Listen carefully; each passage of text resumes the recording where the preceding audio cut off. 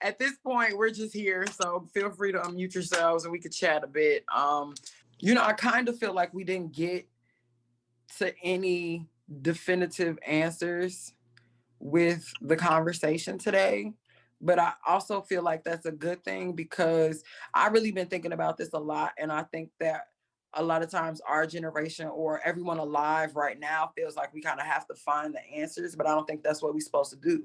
I think we're supposed to just make it easier for future generations to come up with solutions to things, and that like it's a process, so like deliberative dialogue is a process, and it's not really about I'm right, you're right, or this is what this means, or that's what that means. It's about understanding all of the different ways that something can be interpreted and understanding how to be able to cross culturally communicate after you have that understanding. So if we speak in two different languages, Kayla, once I understand your language, I can communicate with you better, which hopefully over time gets us to a, progressive solution-oriented future.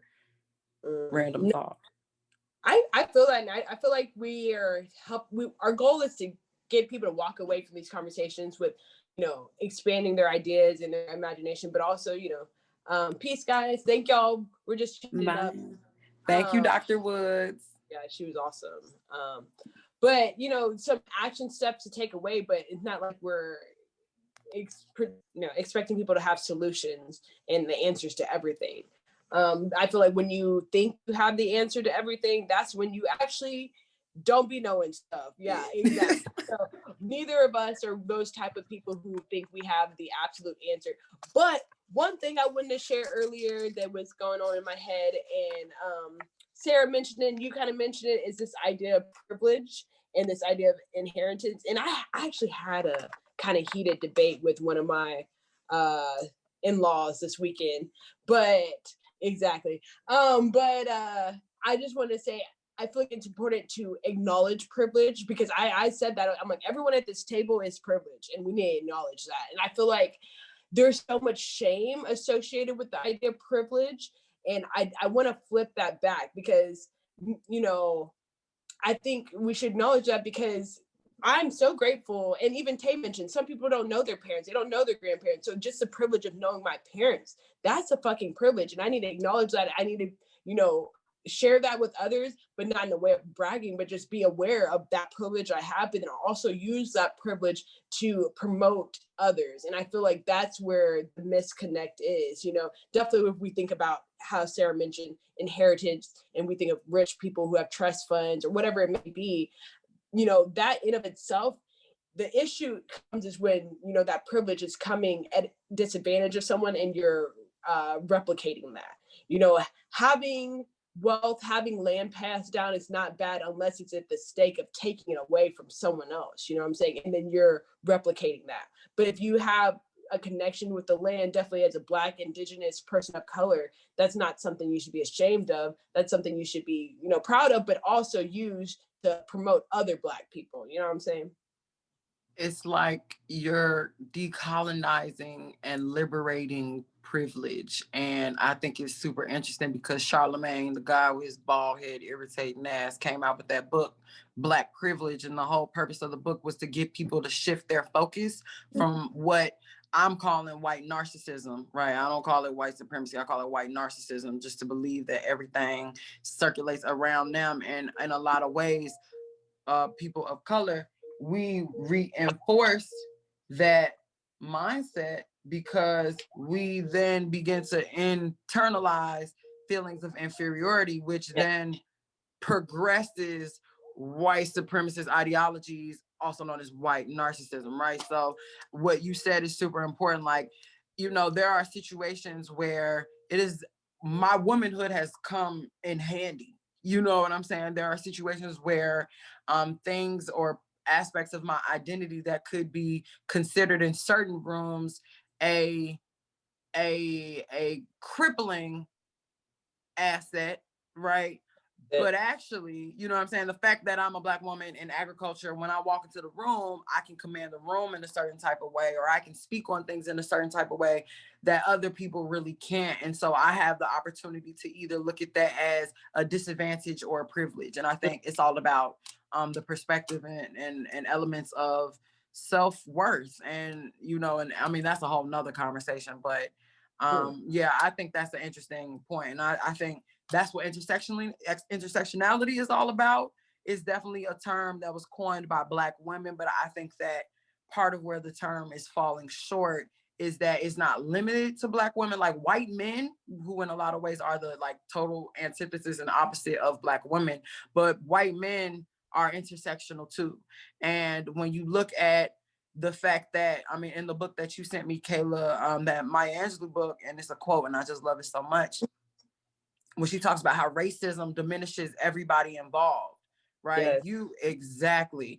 If you are racist, your character is diminished. So you're losing something there. You lose an element of your humanity, just like Yeah. you're trying to take pieces of my humanity. So when we can look at it in that way, it begins to kind of open that conversation up. Because when I was sitting there listening to those Confederate soldiers, I didn't hear white supremacy. I heard a lack of education. I heard that the Confederate flag isn't the flag that enslaved you. It was the American flag, and we don't like that flag either. So I heard a group of people who felt oppressed.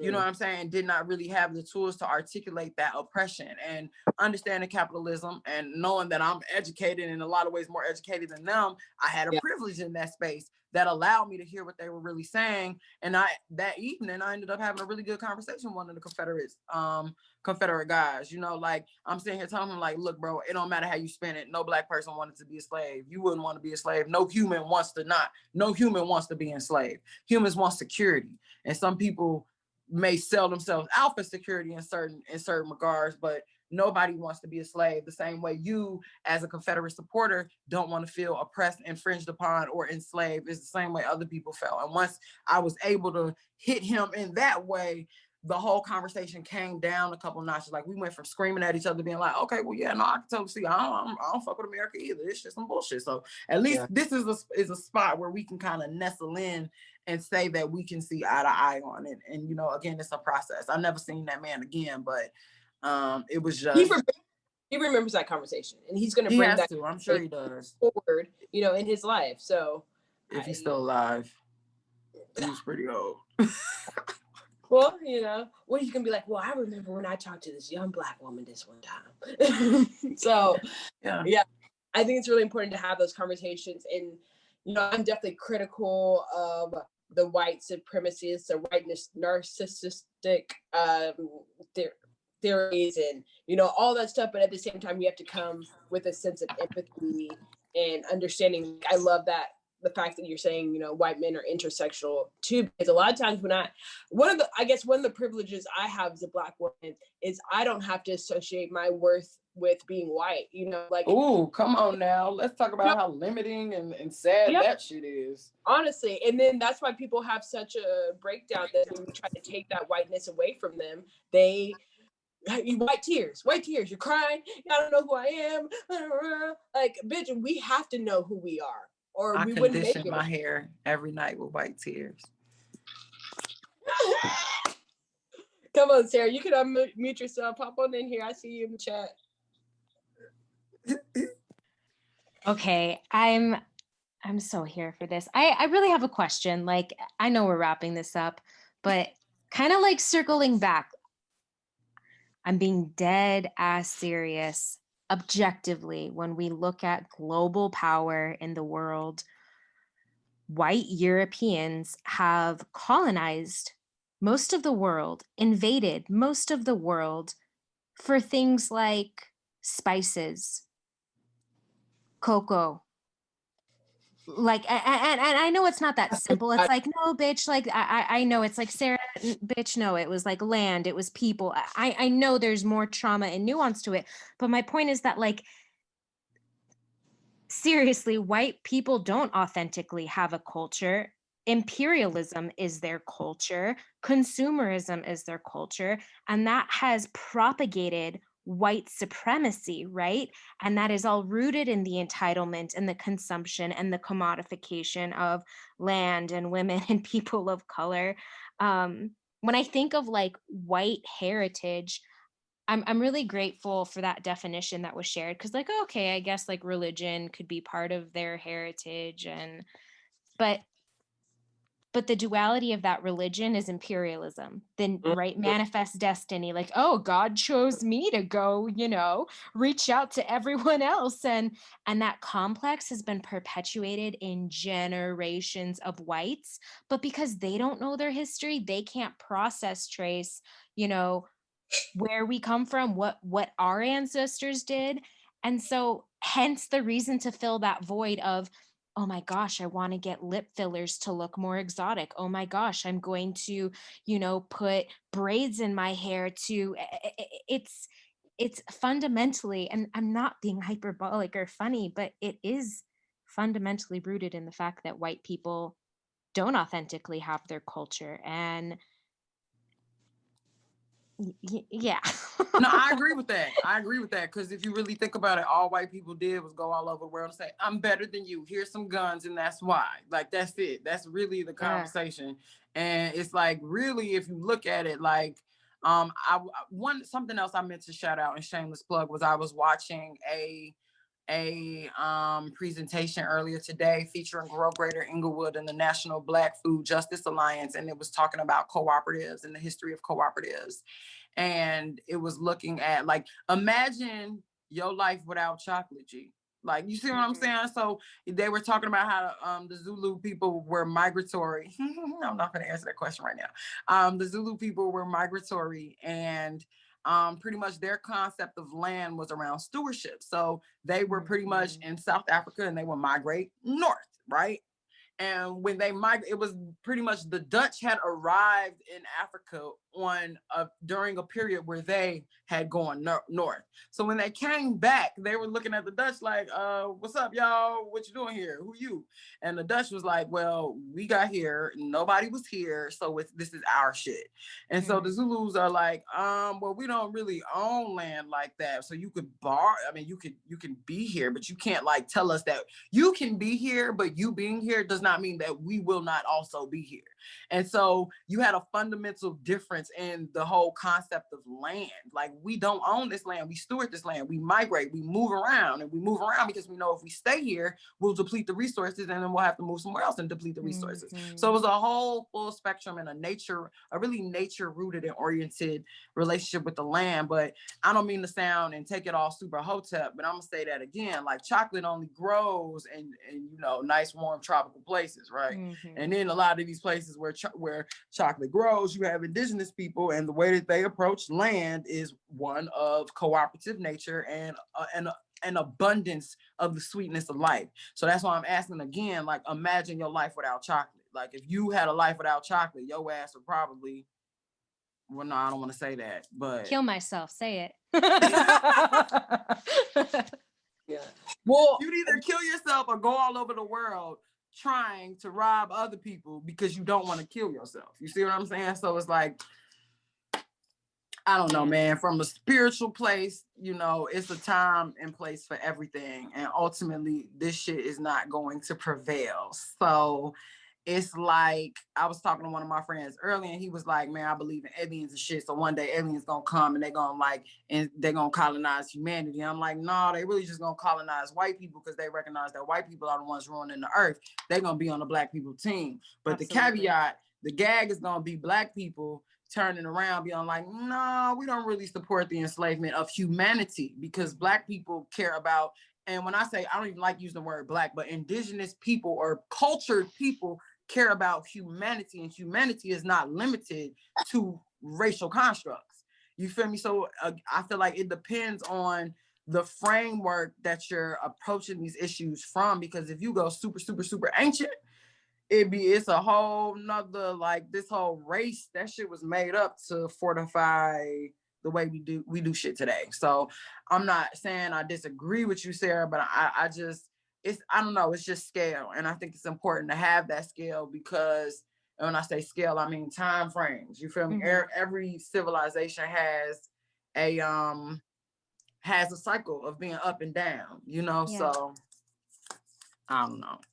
I guess what I wanted to say, these are the 2 points I wanted to say earlier that just came back to me. One is you mentioned something about American culture, and I was like, well, Kandeaux, what is American culture? Because to me, American culture is white culture. So maybe save that and then respond to that. And then to what Sarah was saying is, okay, I want to have that conversation. But to what Sarah was saying about white people not having culture is, I think it goes back to what I was saying about how far do you trace back your heritage. And just because someone chooses to trace back their heritage to the inception of this white supremacist capitalist country doesn't mean that's their true heritage. So it's them stripping them goddamn selves from their heritage, and that's their own damn fault, to be honest. But it goes back to the lack of education that Candace mentioned. So that's why I can have somewhat of an empathy when looking at those people, because like you are stripping yourself of your heritage in a lot of ways. But yeah, Candace, you can respond to that other comment. What you say that I forgot? You said something about American culture, and I was like, I don't know what. Hold on, let me see, because I literally just said this. What he said, my homie, he was saying like, we got to stop that shit. It's apparent that white people wouldn't save us. And I was like, well, it's not about them saving us. We would save them from the alien enslavement because that's who we are. And he was saying the crazy part is, if we come from a tribal history, why haven't we elevated in that? And my response to him to that was that everybody's tribal. Everybody is primal. Like, if you really want to talk about it, everybody's just trying to be secure at the end of the day. Yeah. And then he said, I understand that, but Native and African people of Native and African descent tend to get that notion of reference in our history. And I said, that's because in the United States, they don't teach European history for real. They teach American history, which is a glorified retelling of the white man. So you got to understand, like, again, like you said, Kayla, how you choose to identify with your heritage. And that's why I was saying it's a past to present piece.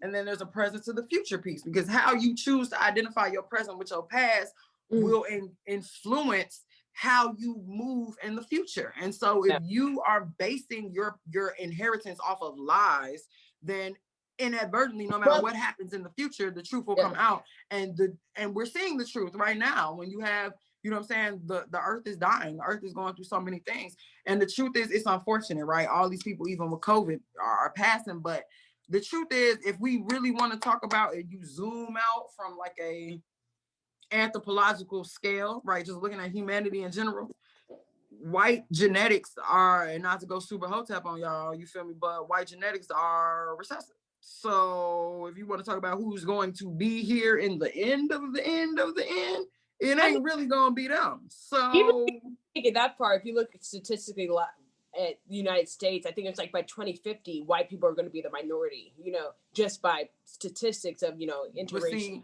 this is why I don't like white people and black people, that racial construct, because white people will be the minority, but a white mindset will still be running rampant. So it's like, is whiteness limited to your skin color, or is it a mental condition that is? Yeah, and people consign themselves to that regardless of how white passing they are. The closer to white passing, the more likely they're going to. But I've seen niggas that can subscribe to that, niggas as dark as me, that are into that shit. But or niggas way lighter than you. Yeah, exactly, on all levels.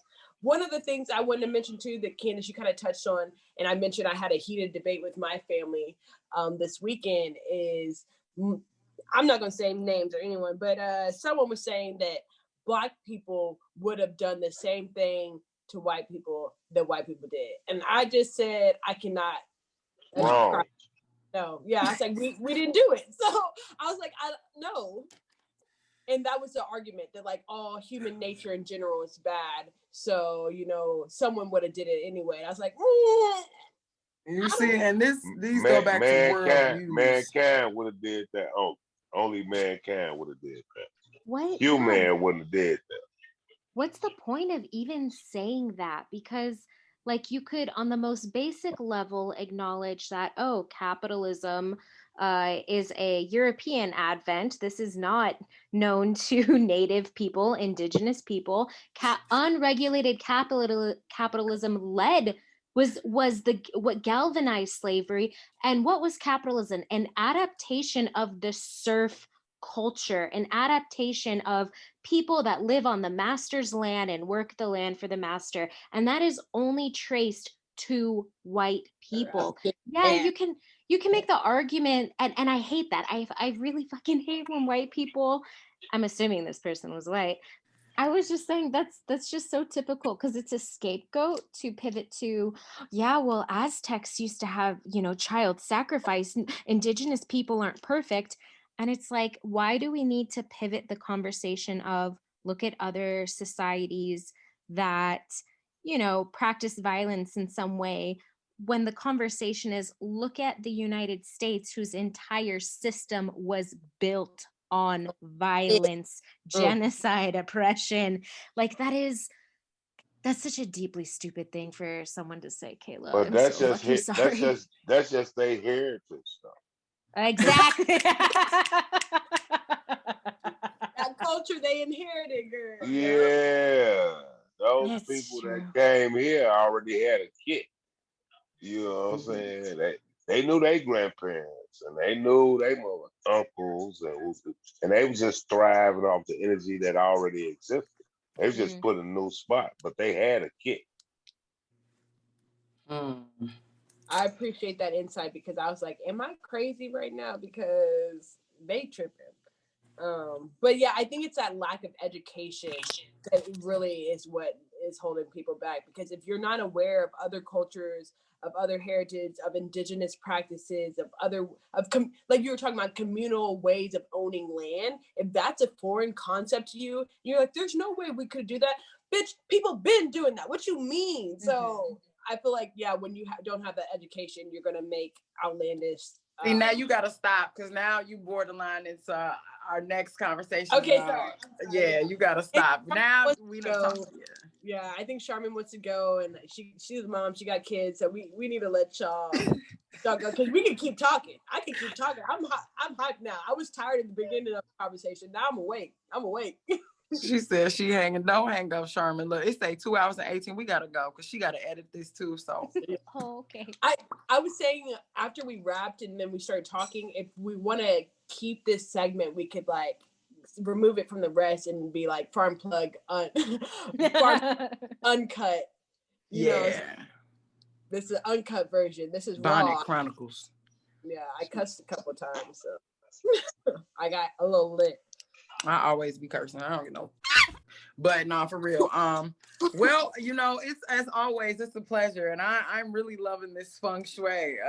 Sarah and Tay, you all, I love y'all. Y'all are so interesting. And even to hear you all's perspectives and how they bounce off of each other is really dope. Dope to me. The walks of life, G. It's just fucking amazing. Right now. Our little VIP guests. Love you guys. Peace and blessings, sweet dreams, and protection to all of you tonight. Thank you. Don't kill nothing, don't let nothing die. Hey guys, this is Camper K with the Farm Plug TV, and I just want to call out to all artists. If you're a singer, a musician, a writer, poet, a drawer, painter, please reach out to us. We would love to share your work. We would love to promote your work, and just share the love and share your work with the world and with our community. So if you have any work that you would like to share or for us to promote, just go to our IG page. It's farm_plug. The link in our bio should have a link tree with the submission page and all that information. Have any questions, hit up Kandeaux the Farm Plug or Kayla Pete on Instagram. We would love to help you out. We'd love to connect with you guys, and I can't wait to see your art. All right, much love, guys.